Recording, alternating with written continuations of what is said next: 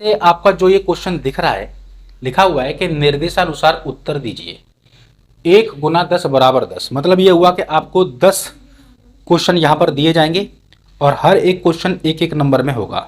10 number का ये question आपके एग्जाम में पूछा जाता है और हर बार पूछा जाता है। इस बार भी आपके एग्जाम में ये आना ही आना है। अभी मैं इस वीडियो के अंदर आप लोगों को जितने भी यहाँ पर क्वेश्चन दिए गए हैं सबका आंसर बता दूंगा। ये करना कैसे है हर किसी के ऊपर सेपरेट वीडियो में और अलग से बना दूंगा। अब यहाँ पर आप देखेंगे पहला ही प्रश्न है हमारा, किसी एक समस्त पद का विग्रह करते हुए समास का नाम लिखिए। यहाँ पर आपको दो शब्द दिए गए हैं, यथा स्थान और धनहीन। दोनों में से किसी एक का विग्रह करते हुए आपको क्या करना है, समास का नाम लिखना है। तो जब भी आप एग्जाम में इस तरीके का क्वेश्चन आता है तो क्या करेंगे, सबसे पहले आपको विग्रह करना है। ऐसे लिखेंगे आप विग्रह, ठीक है। अब विग्रह क्या हो जाएगा, यथा स्थान, इसका मतलब हुआ स्थान के अनुसार, स्थान के अनुसार, ठीक है। अब देखो इसमें लोप किस चीज का हो रहा है, के, ठीक है। जब किसी शब्द के अंदर इस के का मतलब जो के का चिन्ह है इसका अगर लोप होता है तो यहां पर कौन सा समास बनेगा आपका, अव्ययी भाव। तो ये समास कौन सा हो जाएगा, अव्ययी भाव, अव्ययी भाव समास, ठीक है। ये आपका आंसर हो गया। अब देखो यहां पर लिखा हुआ आपका धनहीन। अब विग्रह कैसे करेंगे इसका, विग्रह हो जाएगा धन से हीन, धन से हीन। यहां पर किसका लोप हो रहा है, से का, तो इसलिए यहां पर जो समास आपका बनेगा वो तत्पुरुष समास हो जाएगा, तत्पुरुष समास, ठीक है। मैं समास के ऊपर सेपरेट वीडियो और अलग से बना दूंगा, उसमें आपको और अच्छे से समझ में आ जाएगा। अब देखिए आपका दूसरा प्रश्न है, संधि विच्छेद कीजिए। संधि विच्छेद करने के लिए आपको यहां पर दो शब्द दिए गए हैं, एक है हिमालय और दूसरा है सदैव।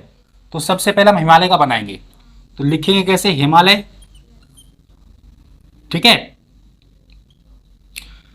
हिम जमा आलय, क्या हो गया आपका, हिमालय। यानी कि जो शब्द था उसका विच्छेद कर दिया हमने। ऐसे किसका बनाना है, सदैव का। तो सदैव का क्या बनेगा, सदा जमा एव, ठीक है। ये तो वैसे आप लोग कर ही लोगे, ज्यादा मुश्किल तो है नहीं है ये। अब देखिए गा वाला कि अ और कु उपसर्ग से एक एक शब्द बनाइए, इस पर थोड़ा सा ध्यान देना आप लोग। अब यहां पर आपका एक उपसर्ग है अ, क्या लिखा हुआ है, अ, ये आपका उपसर्ग है, ठीक है। अब इसी उपसर्ग में ना आपको कोई ऐसा शब्द जोड़ना है जिसको मिलाने से उसका अर्थ बदल जाए। अब देखिए अगर मैं इस आ में संभव जोड़ दूं, संभव एक शब्द है, संभव का मतलब जो आसान है ना, अ के अंदर संभव जोड़ दूं तो क्या बन जाएगा, असंभव, असंभव। अर्थ बदल गया, नहीं बदल गया। असंभव का मतलब नामुमकिन, पहले संभव था, संभव का मतलब होता है आसान, सरल, ठीक है। और लेकिन हमने उपसर्ग के अंदर उस शब्द को जोड़ दिया तो अर्थ बदल गया ना, समझ में आ गया। हमने इसमें कोई छेड़छाड़ नहीं की उपसर्ग के अंदर, बल्कि इसमें कोई एक ऐसा शब्द जोड़ दिया जिसके जोड़ने पर उसका अर्थ बदल गया। अब देखिए यहां पर दूसरा क्या है, कु। एक एक शब्द तो बनाना था, एक बन गया। अब कु उपसर्ग से बनाना है, ये लो जी, यहां मैं लिख देता हूं कु। समझ आ रहा है ना आपको, इस कु में कोई एक ऐसा शब्द जोड़ना है जिसके जोड़ने से इसका अर्थ बदल जाए। अगर मैं इस कु में शासन जोड़ दूं तो क्या बन जाएगा, कुशासन। समझ में आ गया। शासन का मतलब तो आप जानते ही हैं, शासन करना, है ना। लेकिन अब उपसर्ग में हमने इस शासन को जोड़ दिया, अर्थ बदल गया कुशासन। कुशासन का मतलब खराब शासन। एक होता है सुशासन, एक होता है कुशासन। सुशासन मतलब अच्छा शासन, कुशासन मतलब खराब शासन। समझ में आ गया। हमने उपसर्ग के अंदर कोई छेड़छाड़ की नहीं की, उसमें हमने कोई एक ऐसा शब्द जोड़ दिया जिसके जोड़ने से उसका अर्थ बदल गया, यही तो उपसर्ग है। क्लियर है। अब देखिए प्रत्यय को, लिखा हुआ है कि इत प्रत्यय से दो शब्द बनाइए। अब हमने क्या किया, उपसर्ग तो देखो आपका पहले था, प्रत्यय बाद में आता है ना। अब आपको इत, किससे, इत प्रत्यय से दो शब्द बनाने हैं। अब थोड़ा सा दिमाग लगाओ, इधर देखो, ध्यान देना, यहां पर लिखा हुआ है इत, ठीक है। कोई एक ऐसा शब्द यहां पर आपको सोचना है जिसमें इत जोड़ने पर उसका अर्थ बदल जाए, वो प्रत्यय कहलाएगा।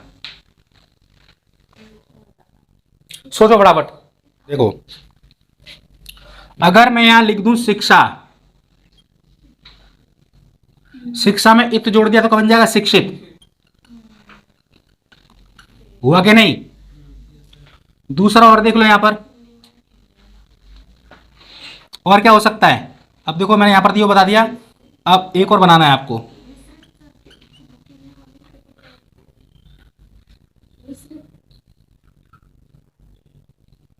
यहां पर ये शब्द देखो ना, शिक्षा, शिक्षा का मतलब होता है कि नहीं?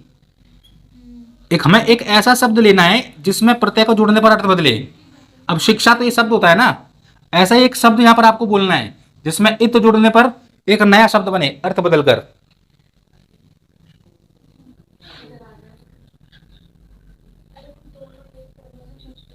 अब देखो, हम यहां लिख रहे हैं इच्छा, क्या लिख रहे हैं?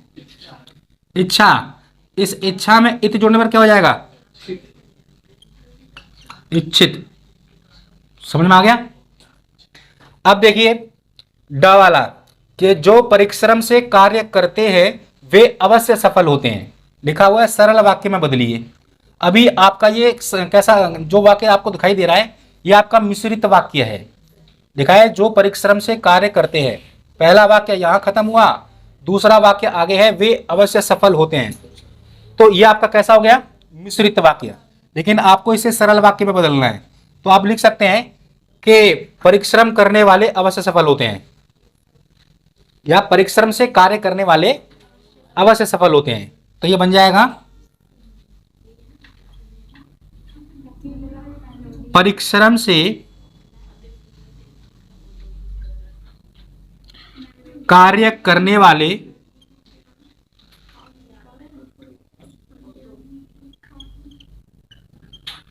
अवश्य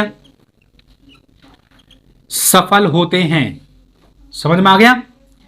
अब देखिए अगला वाला, लिखा है कि अध्यापिका कक्षा में पहुंची और बच्चों को हिंदी व्याकरण पढ़ाने लगी, लिखा हुआ है रचना के आधार पर वाक्य भेद बताइए।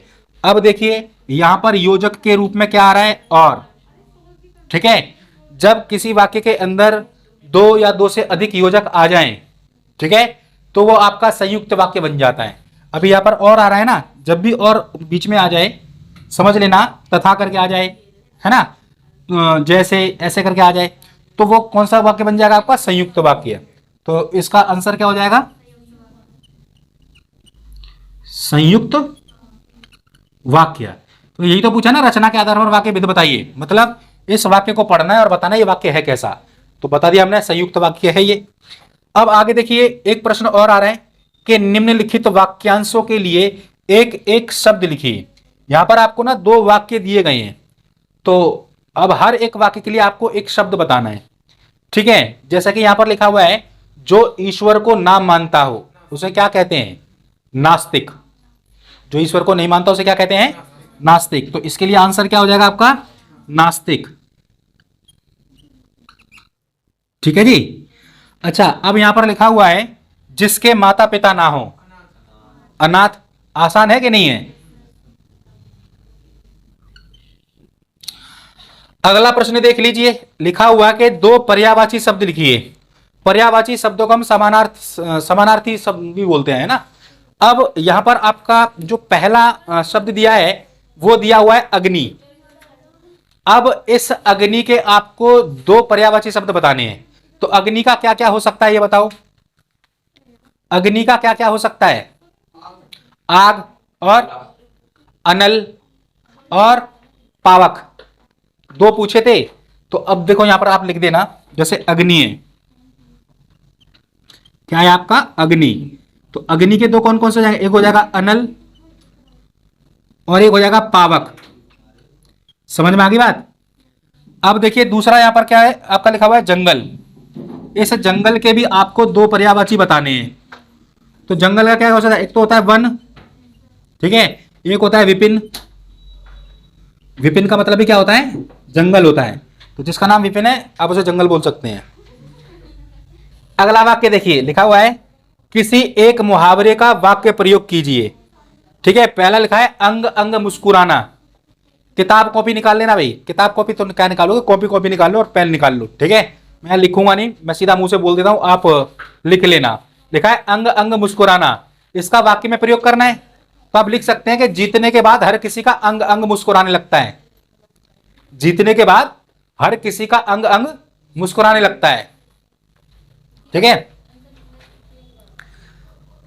अच्छा, मतलब कुछ भी बना सकते हो ना, वाक्य में प्रयोग करना है, जरूर थोड़े का जो मैंने बोला कि यही आप सिर्फ यही यही एक वाक्य है। अब देखिए, आप अपना दूसरा देखा, अंगूठा दिखाना। बुरा वक्त आने पर अपने भी अंगूठा दिखा देते हैं।